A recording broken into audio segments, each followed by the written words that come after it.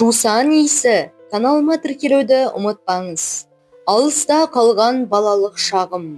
Ойымнан жарғақ сары тоны қаудырлаған, тобығы тайған сол аяғын сүйрете жүгіретін, шілбеген ақсақ қара бала бір кетпейді. Көзімді сәл жұмсамақ, шуылдаған балалардың ең соңында сол аяғын жер сыпырғандай, көлденең сүйретіп, есі қалмай талбақтап жүгіріп келе жатқан аянды көргендей болам.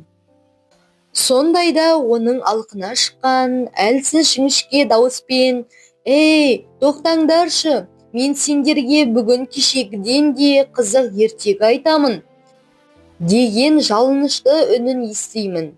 Әуелде біз балалар оның ертегі айтатынын білгеніміз жоқ.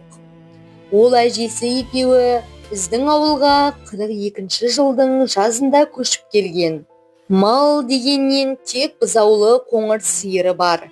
Аянның әкесі майданға аттанып, туған анасы содан 2 ай бұрын қайтыс болыпты. Біздің ауылда әжесінің жамағайын көркіндері бар екен. Соларды сағалап келсе керек. Біз балалар көшеде 2-ге жарылып ап, қағазға топырақ орап, бұрқылдата лақтырып, атысып ойнап жүргенбіз. Желсіз тымырсық күнде бұрқылдаған май топырақ тұманша қалқып, шаңытып тұрып алады. Жуық арада сейле қоймайды. Соның арасында тұншыға жүріп, көзіміз ғана жылтырап, бір-бірімізге уралап ұмтыламыз. Ойынның осындай бір қызу шағында біздің атаман Садық кілт тоқтай қап: «Ей, анау кім ей?» деген. Бәріміз сол нұсқаған жаққа қарадық. Анадай жерде шолақ жең, ақ жейде, тізеден жоғары қысқа, қара шалбар киген, кекіл шашы бар, мұнтаздай таза бір бала тұр екен. Біз қараған кезде ол өзінше әлдеқандай боп кей-кейіп, 2 қолын қалтасына сап шіреніп қойды. Ойынды тастай сала бәріміз бірдей топырлап жүгіріп, әлгінің қасына келдік. Адам көрмегендей бір-бірімізді кимелеп қоршалай тұра қалдық. Үстіміздегі киімнің кімдікі қара, кімдікі ақ екенін біліп болмайды. Баттасқан шаң топырақ, шетімізден ит талағандай алым-жұлым алқа-салқамыз. «Бұл кім ей? Қайдан келген ей?» деп бірімізді-біріміз түртпектей береміз. Өзіне бастан аяқ шоқшия қарап шықтық. Ол да сынағандай әрқайсымызды бір-бір шолып өтті. Біздің ұсқынсыз түрімізге көңілі толмаған сияқты, шолақ танауын тыржитып қойды. Қоңырқай жүзі тершіп, маңдайындағы біркелкі етіп қиылған кекіл шашын үрлеп тұрды. Кекіліміз жоқ, бізге оның сол қылығының өзі кереметтей сүйкімді көрініп, қызыға қарадық. «Кекілің қара ей, өзінің, жаман әліне қарамай», деп қағытып өтті Есікбай. Біз күлкіміз келмесе де, оның сөзіне қошемет білдіріп сықылықтай күлдік. Жаңа келген бала қызараңдап, теріс айналып кетті. Мен білдім», деді Садық мақтана дауыстап. Онан соң әлгі баланың алдын орай өтіп: «Ей бала, сендер кеше көшіп келдіңдер ғой? Қоңыр сиырларың бар ғой, деді. «Иә», деді томсырайып тұрған бала оның сөзіне күлімсіреп. «Қоңыр сиырымыз бар. Атың кім?» «Аян». Біз бәріміз тегіз ұмытып қалмайық дегендей, «Аян, Аян» деп күбірлесе қайталап қойдық. «Жүр, жолдас боламыз», деді Садық. Оның әппақ білегін қап-қара қолымен ұстай алып, Аян оның қолына қарады да, қызараңдап тұрып, ақырындап білегін босатты.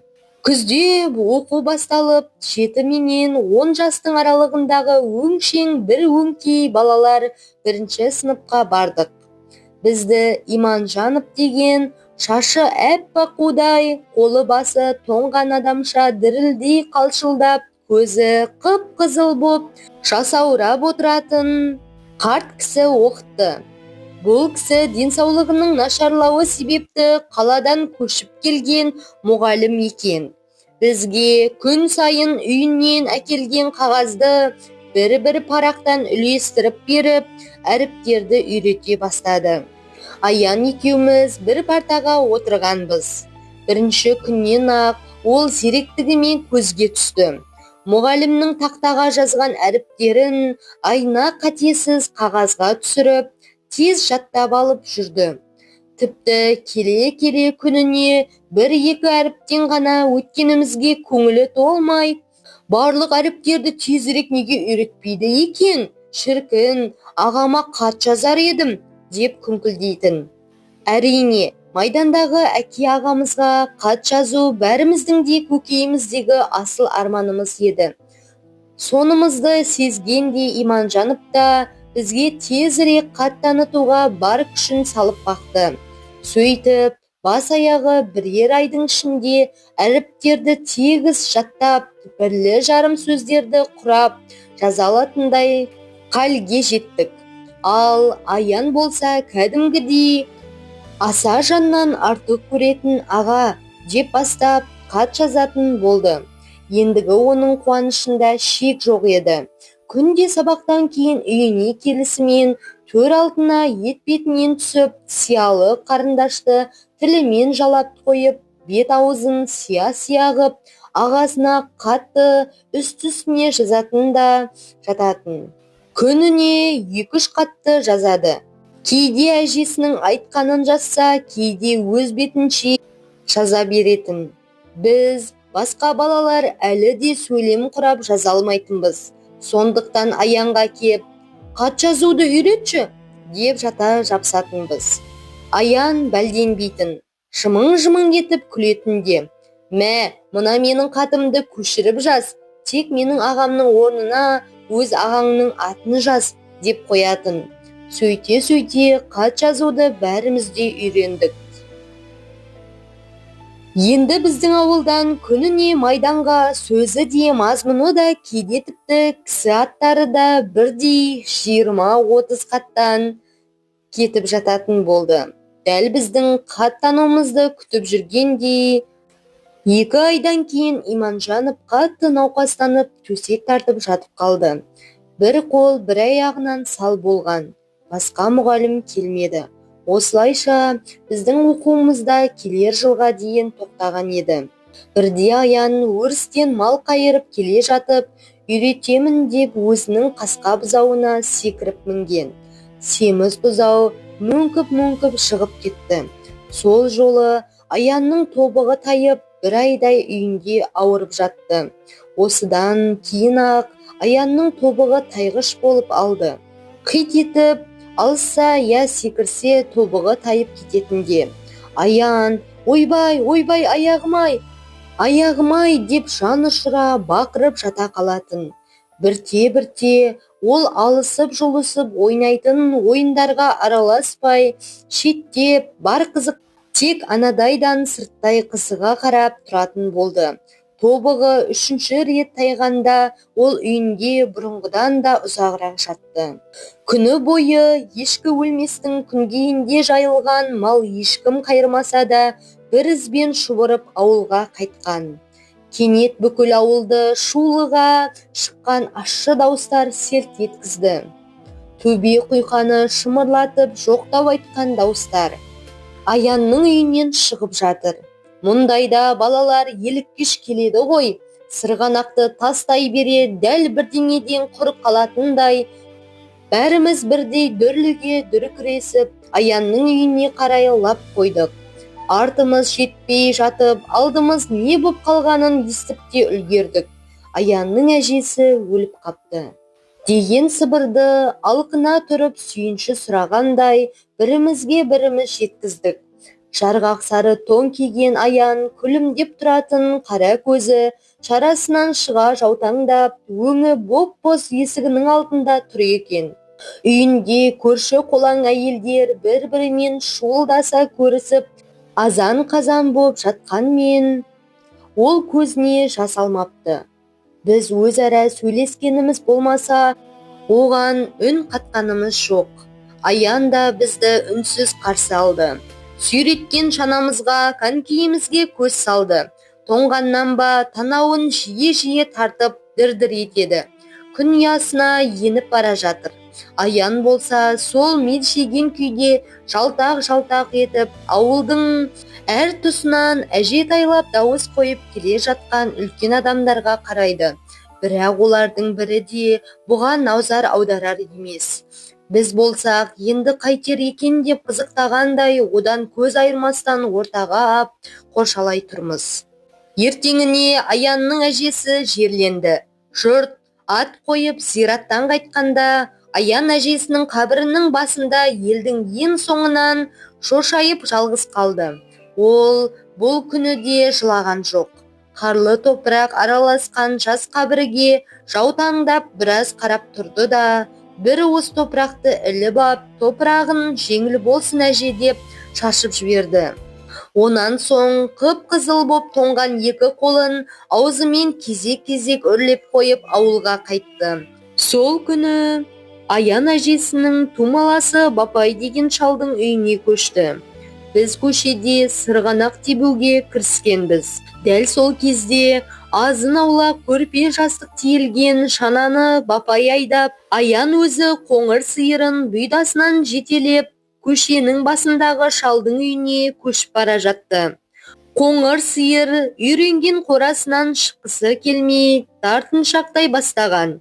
Біз бір топ бала шуылдаса қаумалап артынан айдадық. Қоңыр сиыр көзі шарасынан шыға шатынап, танауын пысылдатып, басын шайқап-шайқап, Аянды сүзіп жіберердей боп алға қарай оқтана жүрді. Бірақ сүзген жоқ. Жүріп келе жатқан бойда Аянның қаудырлаған сары тонының етегінен иіскеді де, тұмсығын созып, ыңырана мөңіреді.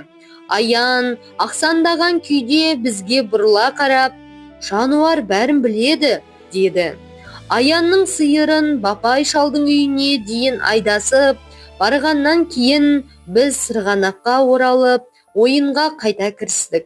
Сәлден соң Аян да сырғанақ басына келді. Өзінің шанасы жоқ. Сондықтан елдің шана тепкенін қызықтап қарап тұрды. Бірде менің көк тақтайлы шанамды нұсқап, «Менің де шанам дәл осындай еді, көшкенде ана жақта қалды», деп қойды. Мен оның жаудырап қарап тұрғанына шыдай алмай, «Мә, Аян, сен бір жол теуіп көр», деп шанамды бердім. Қуанғанынан ол езуін жия алмай, ыржия күліп кеп шанаға отырды да, «Ал кім менімен жарысады?» деп айқайлап еңіске қарай зулата жөнелді. Менен кейін оған шанасын Садық берді. Онан кейін Есікбай берді. Қысқасы, Аян бәріміздің шанамызды бір-бір реттен теуіп шықты. Ол қып-қызыл боп, қара терге түсе ентігіп, алабұртып елден ерекше даурыға сөйлеп, сарқылдап күлумен болды. Ымырт сәулесі ыдырап, қараңғылық үйіріле бастаған кезде басынан тымағын алып желпіне тоқтаған Аян, «Жүріңдер, бүгін мен кешегіден де қызық ертегі айтамын», деді. Біз опыр-топыр болып шуласып, Аянның бастауымен Бапай шалдың үйінің іргесіне келдік. Аянды ортаға алып, енді жайғасып отыра бергенімізде есік ашылып, сыртқа Бапайдың кемпірі шықты да, «Өйбай, бетім-ай, бұ дүбірлеген не десем, мыналар екен ғой, аулақ жүріңдер әрі. Өй, өңшен топырлаған немелер, онысы несі-ай? Тап терезенің түбіне кеп үймелегендері», деп қуып жіберді. Енді қайттық дегенде, көшеде аңтарылып тұрғанымызда Садық, «Мен таптым, қай жерге отыруға болатынын», деді. Бәріміз соған қарай қалдық. Анау ат қораның төбесіне шығайық та, шөпке белуардан кіріп ап отырайық. Біз санымызды шапақтап, оралап, ауылдың шетіндегі ат қораға қарай жүгірдік. Арт жағы аласа тас қораның үстіне тырмыса шығып алдық та, сол күні ғана қара ойдан әкелінген көк жауқазын шөпті үңгіп жіберіп, отыра кеттік. Құрғақ шөптің танауды жарған қош иісі мас қылғандай тұла бойды шымырлатады. Шетімізден пысқырынып, мұндай рақат дүние тапқанымызға мәз-мейрам боп, біріміз итеріп қап, шөпке аунатып, сықылықтай күлісіп, жұмсақ шөпке тығыла түсеміз. Бәріміз алқа қотан жайғасқаннан кейін ортамыздағы аян тісінің арасынан сызылта шырт дегізіп, түкіріп қойып, көтеріле түсіп, астына шөп жұмарлап, басқамыздан орнын биіктеу ғып отырды. Онан соң қабағын шытып, ойға батқан күйде төмендегі үңірейе қарауытып жатқан терең құзға көз жіберді. Бізде еріксіз енді солай қарай жалтақтадық. Көз іші қорқынышты. Ертеде бір жетім бала бопты, деп аян екінші ертегісін бастады. Сыбырлай шыққан даусында өз айтқанына қалайда қалтықсыз сендіретіндей керемет бір күш бар. Біз тым-тырыс боп тына қалдық. Бір сәтке дәл астымыздан қораның ішінен жылқылардың күтір-күтір шөп жеп тұрғаны, пысқырғаны, тарпынғандары, қасынғандары естілді. Бірақ біртіндеп аянның ертегісі қызған сайын әлгі дыбыстардың бәрі құлақтан шет қалып төңіректі бүкіл ешкі өлмес баурайын, төмендегі терең құзды ғажайып бір тыныштық басты. Бұл дүние ертегі қиял дүниесіне, сиқырлы дүниеге айналып, біз өзіміздің бар жоғымызды да ұмытқандай болдық. Дүниедегі жақсылық атаулының бәрі ерлікте, ізгілікте, сұлулық пен ақылдылықта, әйтеуір адамға тән небір асыл қасиеттің барлығы да сол аянның ертегілерінде болушы еді. Аян батырлық туралы ертегі айтқанда, біз алым-жұлым киінген қара борбай балалар бір сәтке жадау қалпымызды ұмытып, шетімізден көк семсерді жарқ-жұрқ еткізіп, ат ойнақтатып, жауға қарсы арыстанша шабатын нағыз қас батырдай сезінуші едік өзімізді. Өмірімізде қос ауыз мылтықтан өзге ештеңені көрмесек те, жарқ-жұрқ еткен көк семсер тұрғанда, зеңбірек, пулемет дегендер айтар сөзге, көңілге олқы түсіп, ойыншық сияқты боп қалатын. Өйткені аянның ертегілеріндегі батырлар сілтеген көк семсерге қызығып, иланатынымызды сонша, оны қарау біткеннің құдайы көретінбіз. Уқ, шіркін, сондай семсерім боп мен де соғысқа барсам, фашистерді тура бауша қияр едім, деп тістенетін Есікбай. Ал мен бар ғой, тек бастарынан ғана шабар едім, дейтін Садық.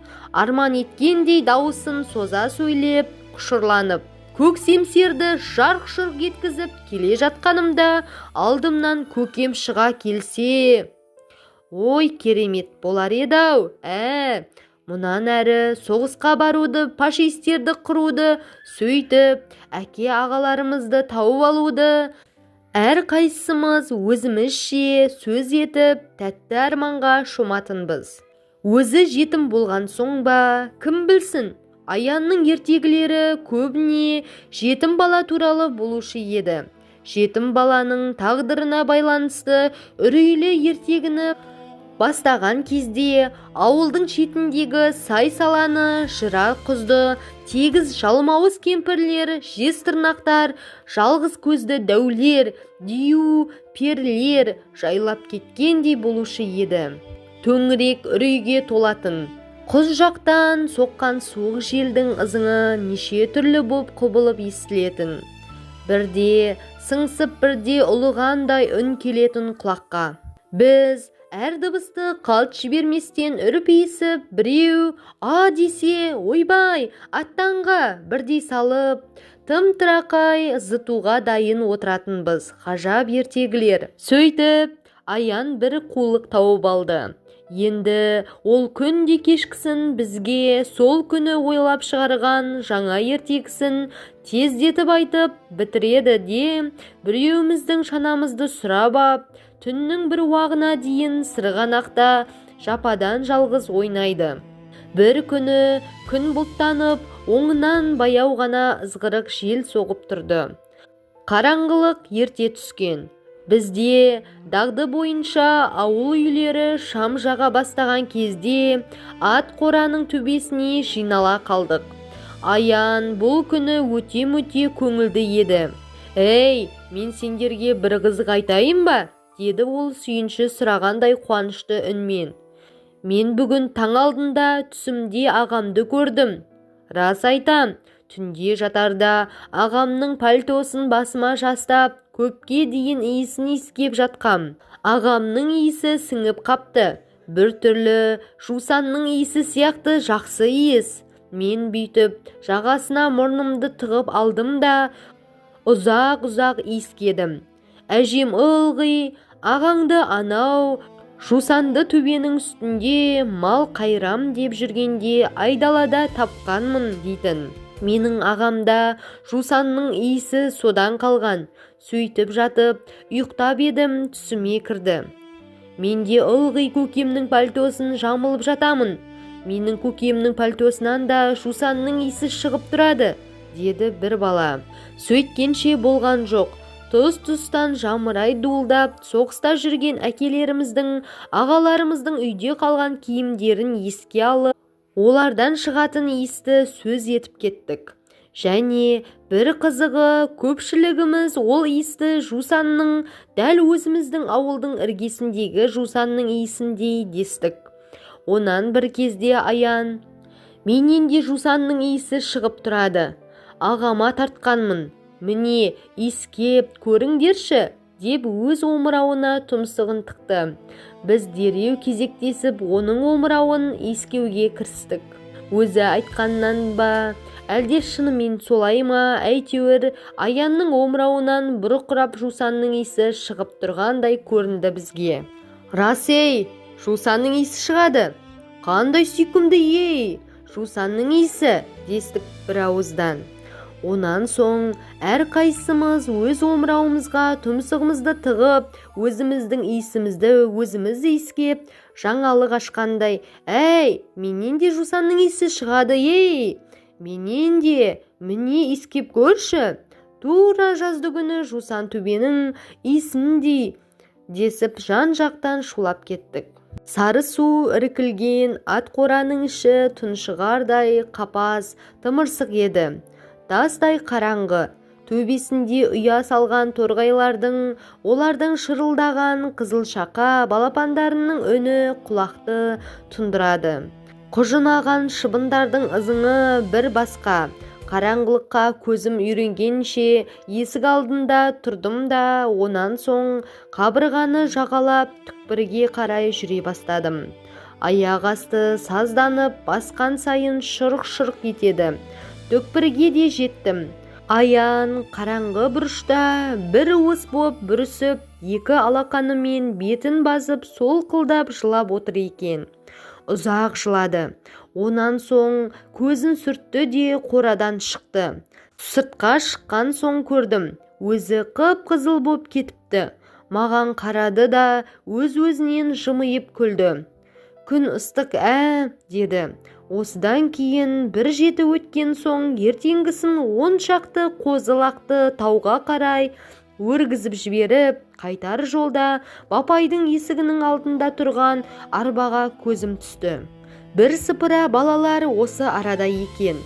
Аян жолға жүретін адамдай бар жоғын киініп апты. Мен таяп келгенде шеттеу тұрған Есікбай сыбырлап қана: «Аян балалар үйіне кеткелі жатыр», деді.